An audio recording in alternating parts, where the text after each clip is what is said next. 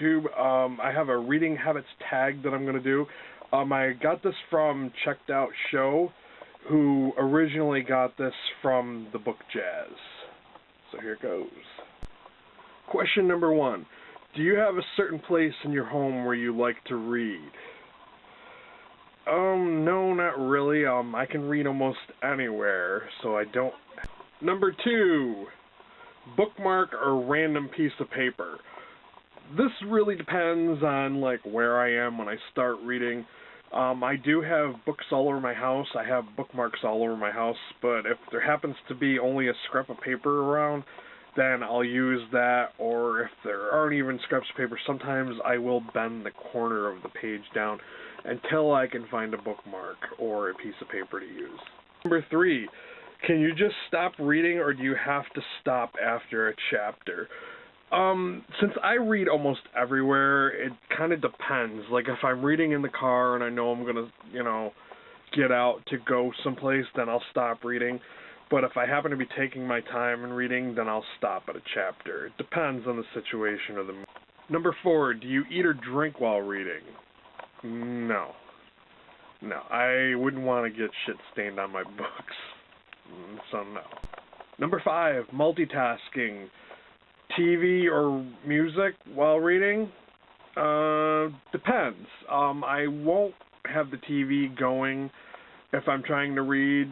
I mean, I may read between commercials, if that makes any sense. Like while there's an ad on, I may read. But if I'm driving in the car, I don't mind the radio being on, but I won't like go out of my way to turn on the radio while I'm reading. It can be somewhat distracting, so that's kind of why I wouldn't do that. Number 6, one book at a time or several at once. Since I have so many books that I want to read, I usually read several at once. It's been a very, very long time since I've only read one book at a time. But lately, this past year, I've been reading several at once. And oddly enough, I don't get the stories mixed up either. I sometimes wonder if that's why some people will only read one book at a time. It's because maybe they would be afraid of getting the stories mixed up. I don't know. But to each his own. Number 7, reading at home or everywhere. I read everywhere. I'm not ashamed to be seen with a book. I love reading, and I like to read as soon as I get a chance to do it. I believe in multitasking. Like, if I'm just going to be riding in a car, I really don't want to be looking out the window at the same stuff I see every day, so I'll probably read. Or if I'm waiting at a table, waiting, in waiting rooms, etc., instead of reading the crappy magazines you don't want to read, bring your own book and you can read that.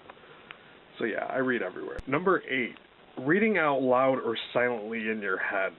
When I first saw this question, I thought it would be rather really strange and weird if you read out loud.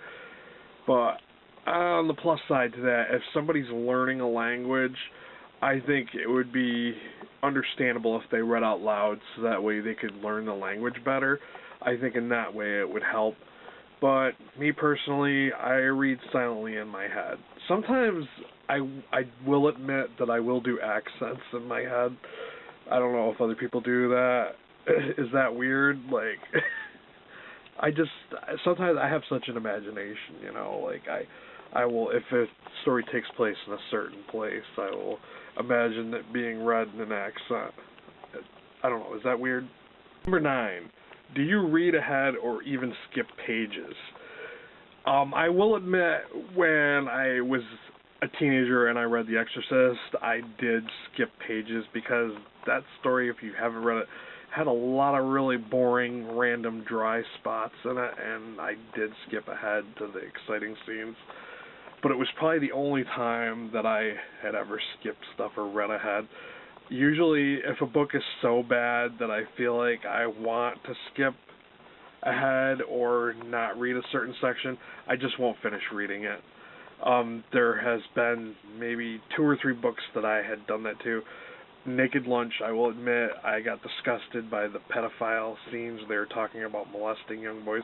I just couldn't read it anymore, and I stopped reading it. I could have easily have skipped over that part and just read on, but I was like, no, I really don't want to read this anymore.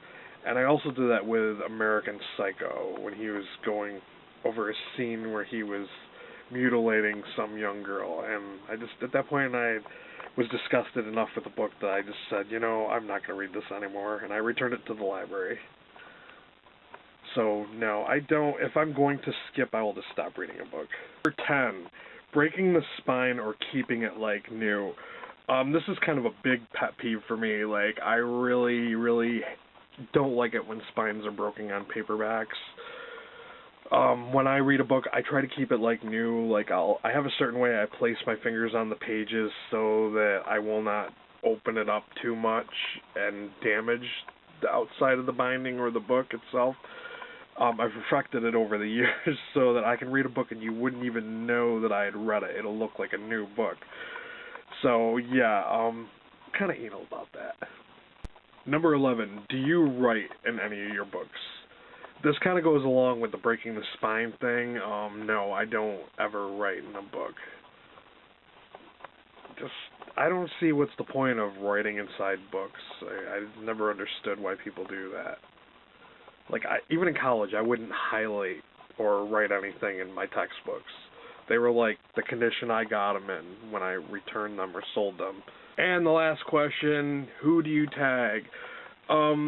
Seeing that I only have like 18 subscribers, I don't know who to tag.